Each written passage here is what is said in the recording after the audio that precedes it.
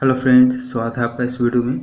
Friends, इस video में हम लोग टेस्ट पेपर 14 का 1 से लेके 6 तक का क्वेश्चन सॉल्व करेंगे। तो चलिए स्टार्ट करते हैं।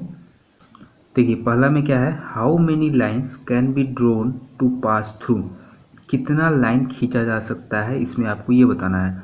तो पहला में है अ गिवन पॉइंट, मतलब कि एक पॉइंट से कितना लाइन खींचा जा सकता है, ये आपको बताना है। ठीक है, तो देखिए यहाँ पर समझते हैं। एक पॉइंट है तो एक पॉइंट यहाँ दे दिए।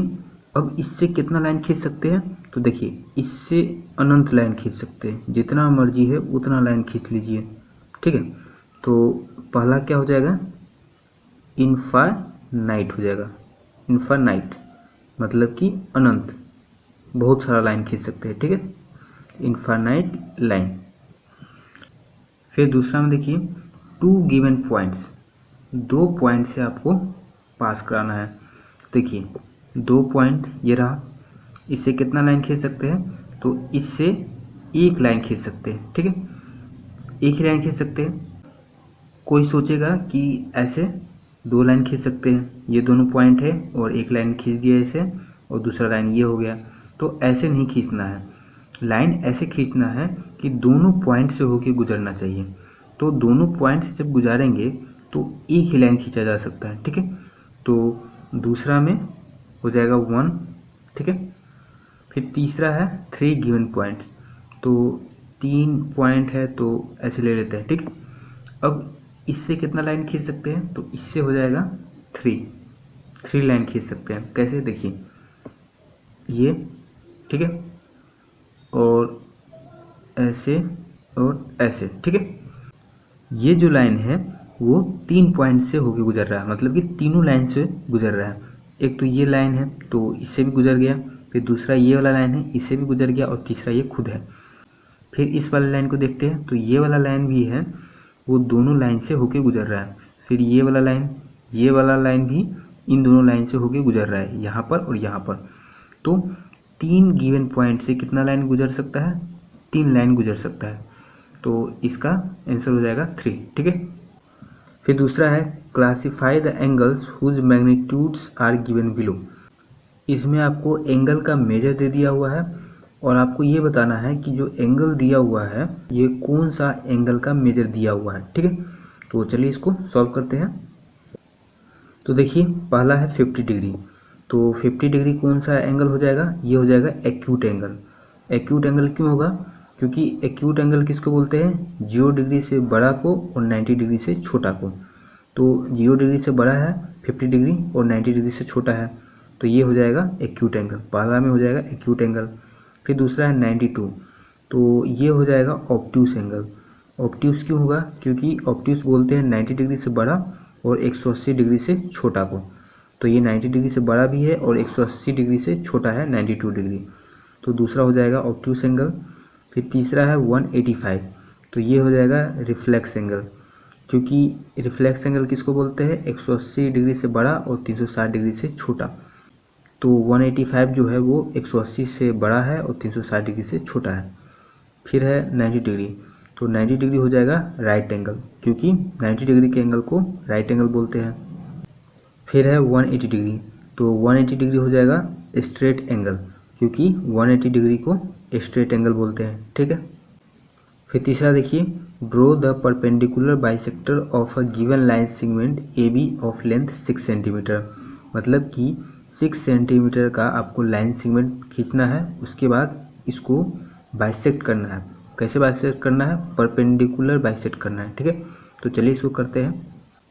तो देखिए पहले तो क्या करेंगे, 6 सेंटीमीटर का लाइन सेगमेंट खींच लेंगे। ठीक है, तो 6 सेंटीमीटर का लाइन सेगमेंट खींच लिए।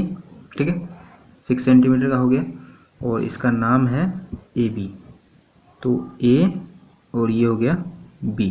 ठीक है, अब इसको परपेंडिकुलर बाइसेक्ट करना है, तो क्या करेंगे, यहाँ से ए पॉइंट से क्या करेंगे, आर्क लेंगे और आधा से ज़्यादा लेंगे। ठीक है, 6 सेंटीमीटर का है ये, तो आधा कितना होगा, 3 सेंटीमीटर। तो 3 सेंटीमीटर से ज़्यादा का आर्क लेंगे, तो ज़्यादा ले सकते हैं, अपना मर्जी से कितना भी ले लेना है, तो यहाँ ले लेते हैं। ठीक है, आधा से ज़्यादा है, देखने से ही लग रहा है। उसके बाद क्या करना है, यहाँ से आपको कट लगाना है, ठीक है, और एक कट नीचे लगाना है। फिर उसके बाद बी पॉइंट पे रखना है और कट लगाना है, फिर नीचे कट लगाना है। लग गया। अब क्या करेंगे, इन दोनों को मिला देंगे, इन दोनों पॉइंट को मिला देंगे, ये मिला दिए, ठीक है। तो ये हो गया इसका परपेंडिकुलर बाइसेक्टर। ए बी है 6 सेंटीमीटर, ठीक है, और इसको क्या किए है, दो भाग में डिवाइड कर दिए। बाइसेक्ट करना मतलब कि दो पार्ट में डिवाइड करना, और परपेंडिकुलर है मतलब कि यहाँ पर 90 डिग्री बनना चाहिए, तो ये परपेंडिकुलर बाइसेक्टर हो गया, ठीक है। फिर 4 देखिए, construct an angle of 120 degree and bisect it. 120 degree का एंगल बनाना है और उसको बाइसेक्ट करना है, मतलब कि दो भाग में इसको बांटना है। तो चलिए इसको डिवाइड करते हैं। तो देखिए पहले तो क्या करेंगे, एक लाइन सेगमेंट खींच लेंगे। तो लाइन खींच लिए, ठीक है। अब क्या करेंगे, यहाँ से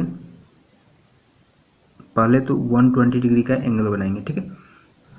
तो आपको क्या करना है, एक आर्क ले लेना है किसी भी लेंथ का, उसके बाद आपको सर्कल ड्रॉ करना है, सेमी सर्कल, ठीक है।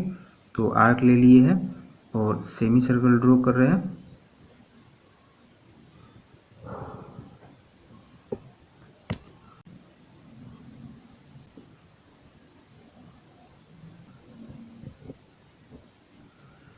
ये ड्रॉ हो गया। अब क्या करेंगे, यहाँ से एक कट लगाएंगे, ठीक है। तो ये कट लगा दिए। तो एक कट लगाने पर कितना डिग्री का बनता है, 60 डिग्री का बनता है। फिर यहाँ से एक कट लगाएंगे, तो ये कितना डिग्री का बन गया, तो ये बन गया है 120 डिग्री का। तो अब इसको इससे मिला देंगे, ठीक है। तो देखिए मिला देते इसको, मिला दिए, तो ये बन गया 120 डिग्री का, और इससे इसको मिलाएंगे तो ये हो जाएगा 60 डिग्री का। पहले 60 का बनाए थे, उसके बाद 120 का, ठीक है। एक कट लगाते हैं तो 60 डिग्री का बनता है, और दूसरा लगाते हैं तो 120 डिग्री का बनता है। तो बाइसेक्ट करना था, तो 120 का बाइसेक्ट मतलब कि दो भाग में बांटेंगे तो कितना कितना का बनेगा, 60 का। तो 120 को बाइसेक्ट किए तो 60 डिग्री का बन गया। तो यहाँ पर इसको मिला देंगे तो बन जाएगा 120 डिग्री का, ठीक है। तो ये बाइसेक्ट हो गया। तो इस तरह से आपको बनाना है, ठीक है। ये पूरा हो जाएगा 120 डिग्री का, और ये हो गया 60 डिग्री का, ठीक है। फिर 5 है, construct an angle of 90 degree and bisect it. 90 degree का एंगल बनाना है और उसको दो बराबर भाग में बांटना है, ठीक है। तो देखिए उसी तरह पहले तो एक लाइन खींच लेंगे, खींच लिए। उसके बाद किसी भी लेंथ का आर्क ले लेंगे, जैसे पहले लिए थे, तो ले लेते हैं, ठीक है। उसके बाद एक सेमी सर्कल ड्रॉ करेंगे। तो यहाँ से सेमी सर्कल ड्रॉ करते हैं,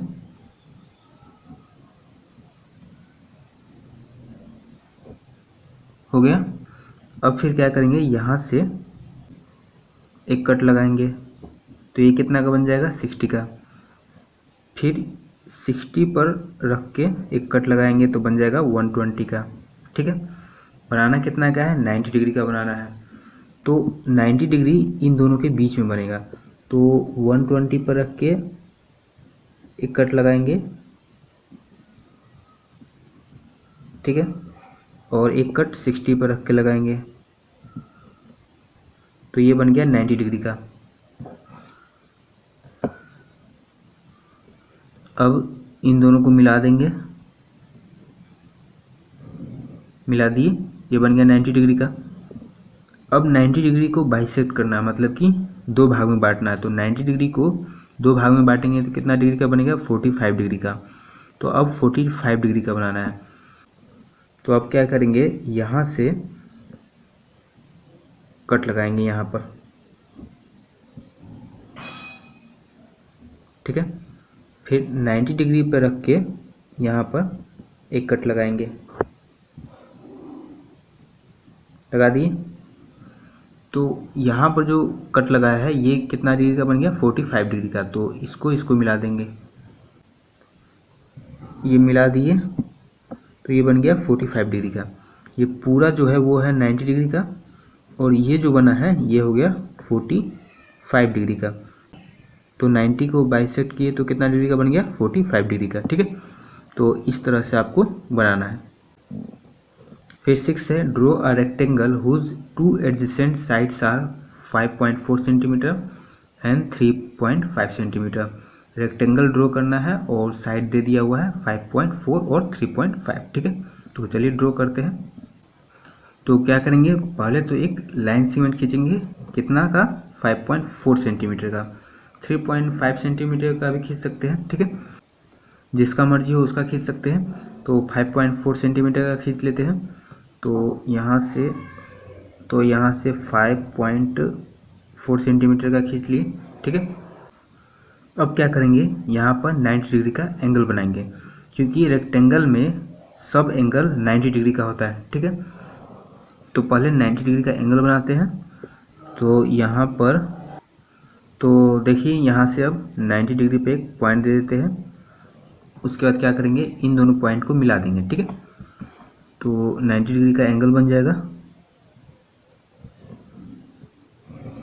मिला दिए। फिर यहाँ पर भी 90 डिग्री का एंगल बनाएंगे। तो देखिए 90 डिग्री यहाँ पर बन रहा है, तो पॉइंट दे दिए। अब इन दोनों पॉइंट को मिला देंगे, मिला दिए। यहाँ पर भी 90 डिग्री का एंगल बन गया। अब देखिए क्वेश्चन में बोला हुआ 3.5 सेंटीमीटर, तो 3.5 सेंटीमीटर का आर्क लेके कट कर देंगे। ठीक है, तो 3.5 सेंटीमीटर का आर्क ले लेते हैं, ले लिए। अब कट लगा देंगे। तो यहाँ से एक कट लगा देंगे और एक कट यहाँ से लगा देंगे। ठीक है, लगा दिए। अब इन दोनों पॉइंट को मिला देंगे,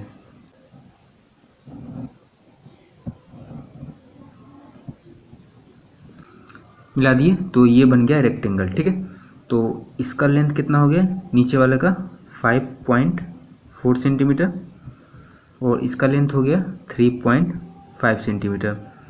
अब इसका 3.5 है तो इसका भी 3.5 ही होगा, क्योंकि रेक्टेंगल का अपोजिट जो साइड होता है वो इक्वल होता है। तो ये 5.4 है तो ये भी 5.4 होगा। नाम रख देते हैं A, B, C और D। ठीक, तो 6 नंबर क्वेश्चन भी सॉल्व हो गया। तो आज के वीडियो में बस इतना ही, मिलते हैं नेक्स्ट वीडियो में, तब तक के लिए धन्यवाद।